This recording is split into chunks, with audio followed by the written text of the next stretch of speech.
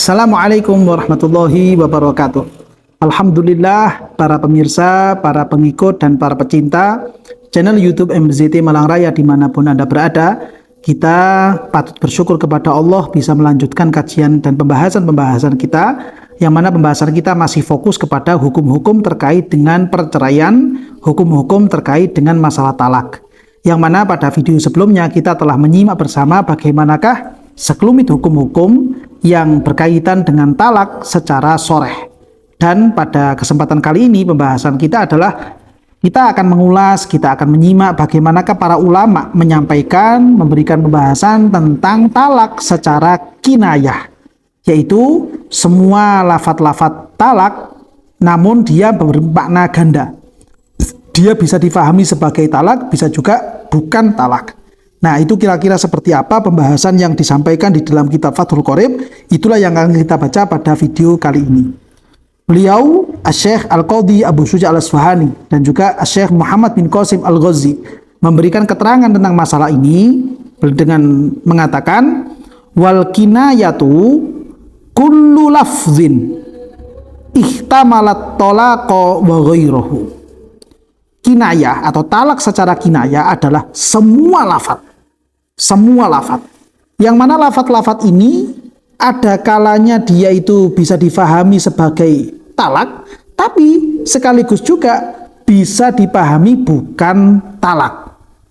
Jadi kata-kata yang dimunculkan oleh si suami ini merupakan satu ungkapan, merupakan satu kalimat, merupakan satu redaksi yang dia multi makna. Dia memiliki makna ganda. Bisa jadi talak, bisa jadi bukan. Nah, karena memang kondisinya kalimat yang dimunculkan itu seperti itu, kondisinya memang seperti demikian, maka wa yaftaqiru ila niyati. Maka ungkapan talak secara kinayah ini butuh kepada yang namanya niatan.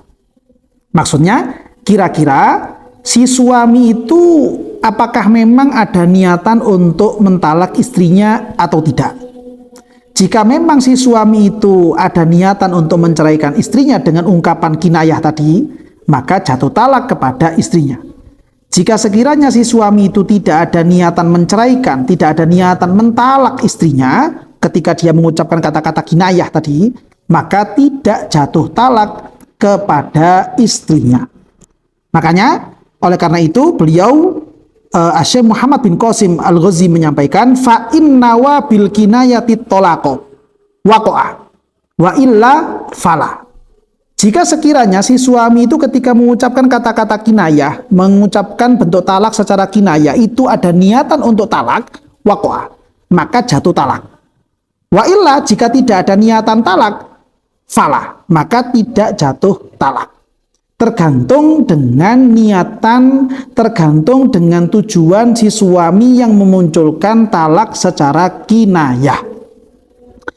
Misalkan di sini beliau memberikan contoh, wa kinayatut talaqi ka anti bariyatun, anti kholiyatun, ilhaqi bi ahliki.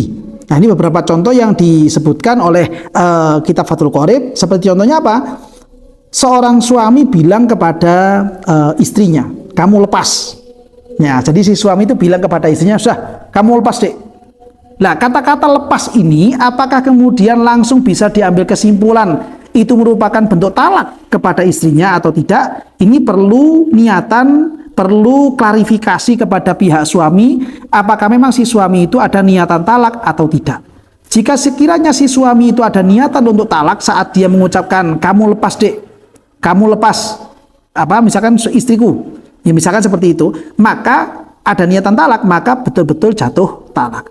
Tapi sekiranya si suami itu tidak ada tidak ada niatan talak, maka tidak jatuh talak. Kenapa demikian? Karena kata-kata lepas itu bisa jadi difahami sebagai lepas dari saltonah atau genggaman kekuasaannya si suami dalam hal rumah tangga, dalam hal suami istri, bisa jadi seperti itu. Tapi bisa jadi juga lepas dari hal-hal yang lain. Taruhlah misalkan lepas dari aib, lepas dari hutang, lepas dari apa, itu masih ada makna-makna yang lain. Ketika ada makna-makna yang lain dalam ucapan kata-kata lepas, maka butuh klarifikasi dari pihak si suami, apakah memang betul ada niatan talak atau tidak. Jika ada, maka jatuh talak kepada istrinya.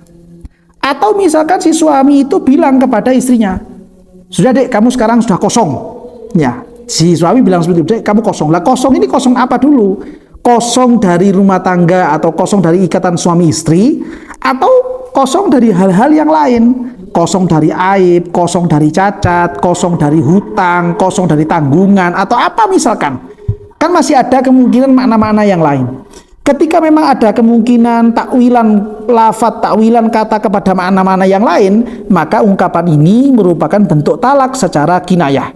Karena ini merupakan bentuk talak secara kinayah, maka butuh dikonfirmasi terlebih dahulu kepada si suami, apakah si suami ada niatan untuk menceraikan istri atau tidak.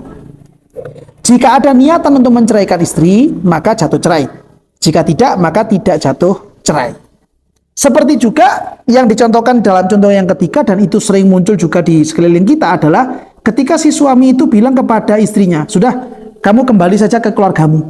Ya, kamu pulang sana ke rumah keluargamu. Misalkan si suami itu bilang seperti itu kepada istrinya, kamu pulang saja ke keluargamu. Sudah, kamu balik saja ke keluargamu. Ungkapan seperti ini itu tidak bisa dihukumi sebagai talak secara otomatis, belum bisa. Harus dikonfirmasi dulu kepada si suami, apakah suami saat mengucapkan kamu kembali ke keluargamu itu ada niatan talak atau tidak ada niatan talak. Jika ada niatan talak, jika ada niatan untuk cerai, maka jatuh cerai. Jika tidak ada niatan, maka tidak jatuh cerai. Tergantung dengan niatan-niatan yang dimunculkan oleh pihak suami saat mengucapkan kata-kata tersebut.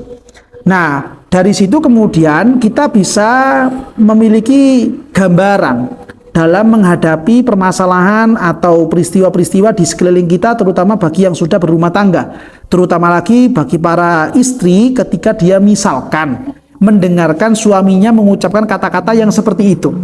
Maka tidak perlu risau terlebih dahulu, tinggal nanti cross check atau meminta keterangan lanjutan dari si suami, apakah saat mengucapkan kamu pulang ke keluargamu, kamu lepas dari saya, sudah pisah saja kita. Ucapan seperti ini apakah memang ada niatan talak atau tidak ada niatan talak? Jika memang ada niatan talak, maka jatuh talak. Jika tidak ada niatan talak, maka masih berstatus sebagai suami istri. Nah, ini penting untuk diperhatikan kepada seluruh pemirsa yang telah mengarungi bahtera rumah tangga, sudah bersuami istri, supaya memahami hal-hal yang seperti ini. Dan satu hal lagi yang perlu untuk dipahami lagi adalah talak ini terjadi itu tidak perlu menunggu dari ketok palunya pengadilan agama. Sehingga ketika suami itu sudah memunculkan kata-kata talak, baik itu sore atau kinayah yang ada niatan talak, dan itu sudah dianggap jatuh talak oleh kacamata syariat, maka sejak saat itulah talak itu sudah terjadi. Sehingga nanti di situ ada konsekuensi hukum penghitungan masalah masa iddah. Masa iddah itu sudah dimulai sejak kapan? Sejak jatuhnya cerai. Tidak harus menunggu kapankah ada ketok palu dari pihak pengadilan agama. Taruhlah misalkan saya ambil contoh, ada sepasang suami istri yang kemudian si suami ini mengucapkan kata-kata talak kepada istrinya, taruhlah misalkan tanggal 5. Ya, tanggal 5 si suami itu mengucapkan kata-kata talak. Karena mereka ini saling emosi, saling cekcok, kemudian mereka itu terpaksa pisah gara-gara si suaminya mengucapkan cerai. Di hari-hari berikutnya, taruhlah misalkan selang 2 minggu misalkan, si suami ini baru mengurus surat cerai ke pengadilan agama. Lalu kemudian muncul kesepakatan, muncul keputusan dari pihak hakim pengadilan agama tentang perceraian ini, taruhlah misalkan di tanggal 25. Jadi si suami mengucapkan kata-kata cerai kepada istrinya itu tanggal 5. Ya, dan kemudian ada keputusan dari pihak pengadilan agama tanggal 25.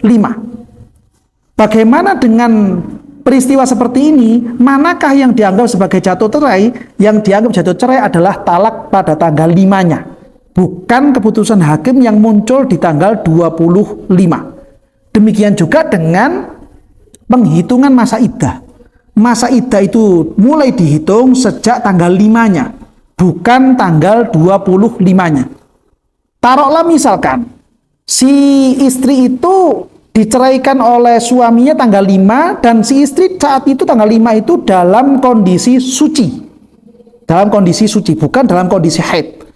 Maka si istri ini menghitung masa iddahnya saat itu sudah masuk pada hitungan masa suci yang pertama. Walaupun mungkin nanti keputusan hakim yang ada di tanggal 25 itu si istri dalam kondisi datang bulan, si istri dalam kondisi haid. Maka sebenarnya ketok palu yang terjadi di tanggal 25 ini, itu si istri sudah melewati 1 kali masa suci. Sehingga tidak perlu menghitung dari tanggal 25-nya ini, yang mana si istri dalam kondisi haid. Sehingga menunggu masa suci yang akan datang, baru dihitung 1, tidak perlu. Masa suci yang akan datang setelah tanggal 25 itu sudah masuk masa suci yang kedua, bukan masa suci yang pertama. Nah, ini yang penting untuk difahami dalam masalah seperti ini, karena masalah talak itu dalam kasus yang tadi kita bahas itu tidak perlu menunggu ketok palu dari pihak pengadilan agama. Kapankah si suami itu melontarkan, menyampaikan kata-kata cerai, kata-kata talak kepada istrinya, saat itulah kemudian terjadi yang namanya cerai. Di saat itulah terjadi yang namanya talak. Sehingga di tanggal itulah pula mulai dihitung yang namanya masa iddah. Dan masa iddah orang yang diceraikan ketika dia itu tidak dalam keadaan hamil, ya, si istri ini harus melewati yang namanya salah satu quru. Salah satu quru menurut mazhab Syafi'i yaitu adalah 3 kali masa suci, bukan masa haid. Beda dengan mazhab Hanafi yang memahami ayat salah satu quru itu merupakan 3 kali masa haid. Tapi kalau kita orang-orang yang bermadhabkan mazhab Syafi'i, kita mazhab Syafi'i ini memahami bahwa yang dimaksud dengan ayat salah satu quru adalah 3 kali masa suci. Ketika sudah 3 kali masa suci dan masuk pada hari haid yang berikutnya, maka telah habis masa iddah dari istri tersebut.